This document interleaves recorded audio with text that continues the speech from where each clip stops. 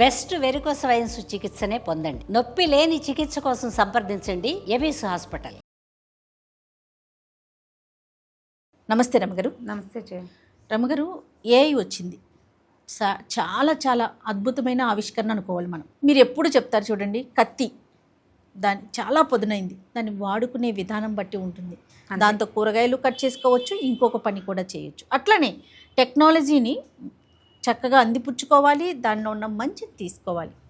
దాన్ని చెడు దాకా వెళ్ళిపోతే అంటే ఆ మధ్య ఏఐ ఫొటోస్ పెట్టుకుంటే ఒక అమ్మాయికి లోపల ఉన్న తన మచ్చను కూడా అది చూపించేసింది, పట్టేసుకొని. అది ఎంత పెద్ద ఇష్యూ అయింది.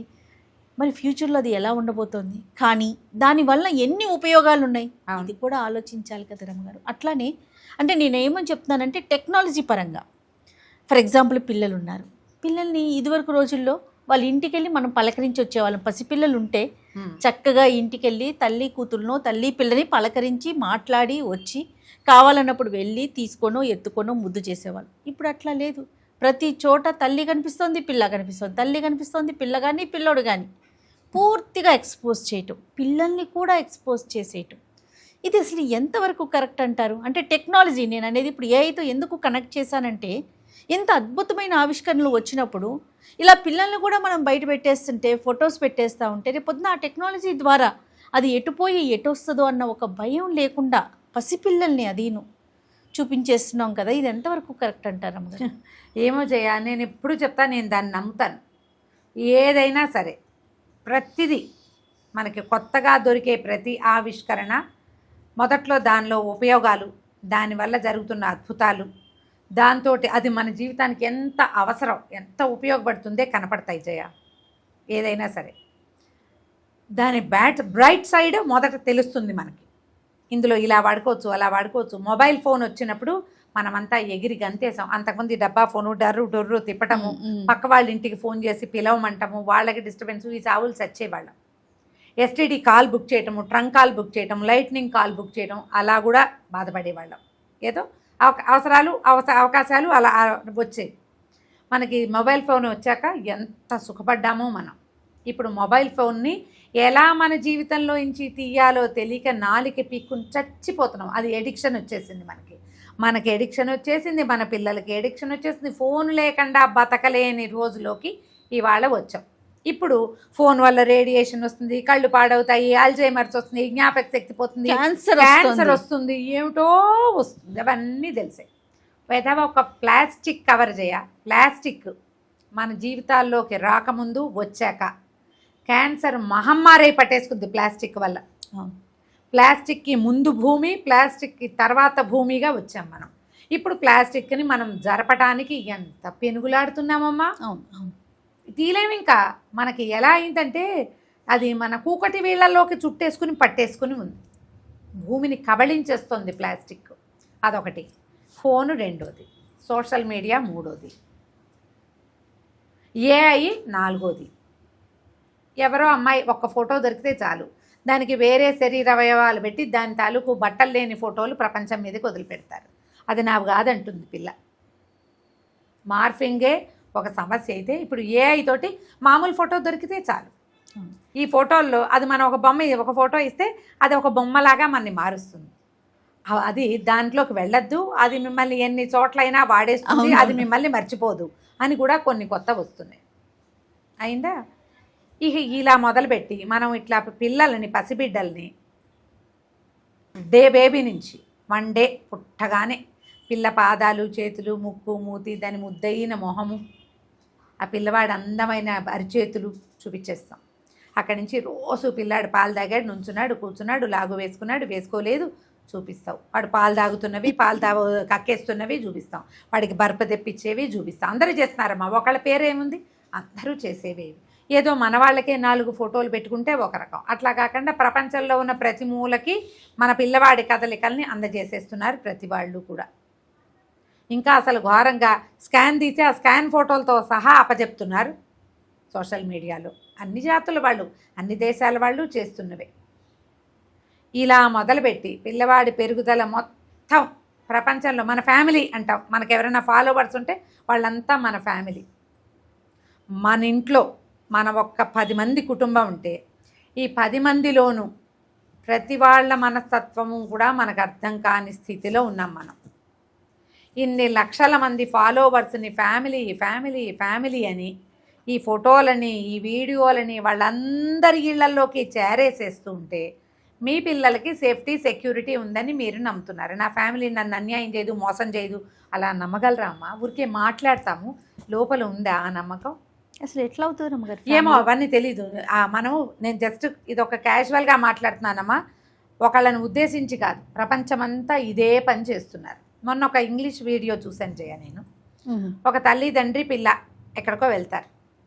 వెళ్తే ఒక ఆయన ఎవరు పలుకుతారు, హాయ్ ఐరానో ఏదో పాప అయిపోయారు పలకరిస్తారు. తల్లి అడిగితే ఇతను నీకు తెలుసా అంటుంది. నో ఐ డోంట్ నో అని చెప్తుంది పిల్ల. ఆయన ఎవరో దీనికి తెలియదు. ఇంకా కొంచెం ముందుకెళ్తారు, ఎవరో ఒక పలకరిస్తే నీ బర్త్డే కదా, నీకు 7 ఏళ్ళు వచ్చినాయి 6 ఏళ్ళు వచ్చినాయి, స్కూల్కి వెళ్ళావా అంట. ఇంకెక్కడికో ఆటకి తీసుకెళ్తే, ఓ మీ నాన్న నిన్ను ఇన్ టైం తీసుకొచ్చాడు ఇవాళ అంటారు. ఒకే రోజు ఎంత? ఇవన్నీ 4-5 సిచ్యువేషన్స్. వీళ్ళందరికీ ఈ పాప ఎలా తెలుసు? ప్రతి కదలిక ప్రతి కదలిక అది అంటే ఇన్ టైము ఆటకి తీసుకెళ్ళామా లేదా, అది కూడా ఇన్ టైం తీసుకెళ్ళాడు మామూలుగా, ఇవాళ ఇన్ టైం తీసుకొచ్చాడు అంటే మీ తాలూకు ప్రతి కదలిక అందరికీ తెలుసు. హోటల్కి వెళ్ళావు, షాప్కి వెళ్ళావు, అవి కొన్నావు ఇవి కొన్నావు, ఇవి కొనుక్కున్నావు, ఇన్నర్స్ ఏం వేసుకున్నావు, ఏం కొనుక్కున్నావు, ఫీడింగ్ నైటీలు, ఇవన్నీ ప్రపంచానికి ఉపయోగపడేవే. నేను అసలు కాదన్నమ్మా, అన్నీ ఉపయోగపడేవి.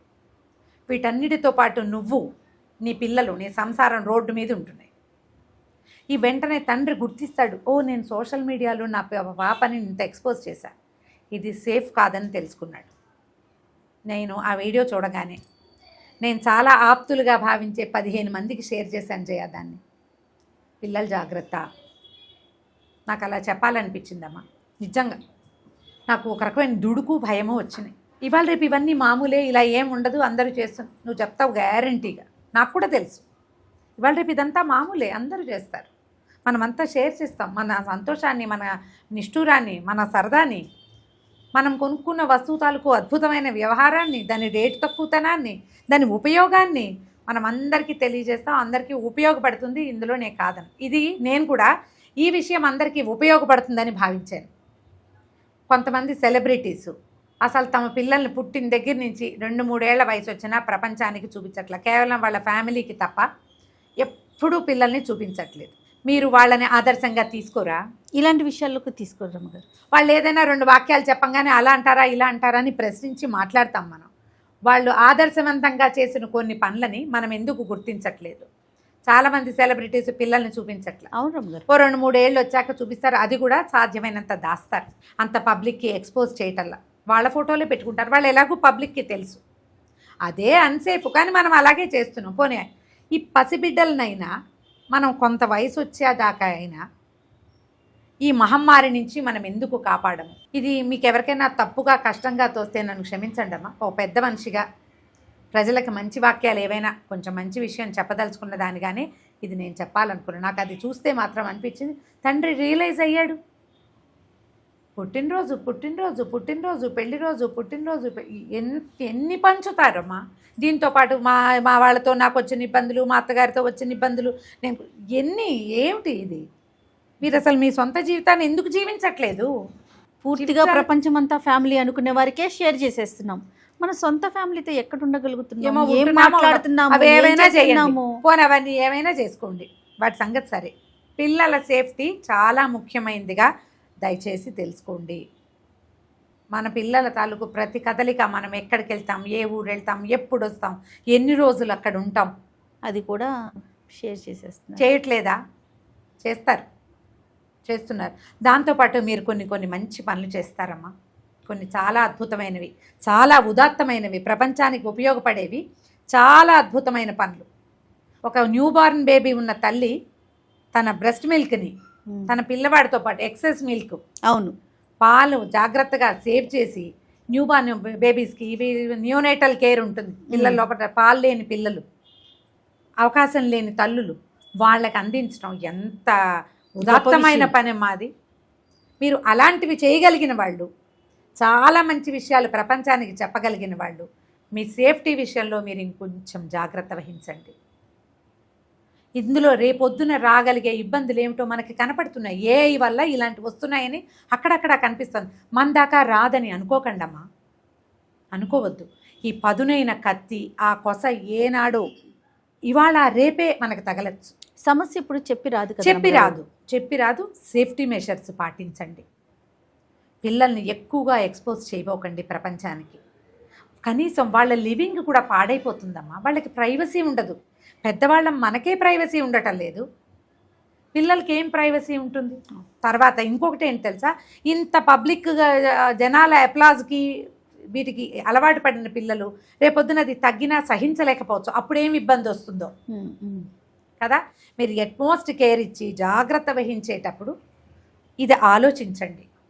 ఎక్కడో ఒక చోట తగ్గండి. పిల్లలు మన సర్కిల్స్లో డెఫినెట్గా షేర్ చేసుకుంటాం. మన ఇంట్లో ఒక పాపాయి పుడితే మన చుట్టాలు పక్కాలందరికీ తెలియద్దు, మరి తెలియాలి కదా.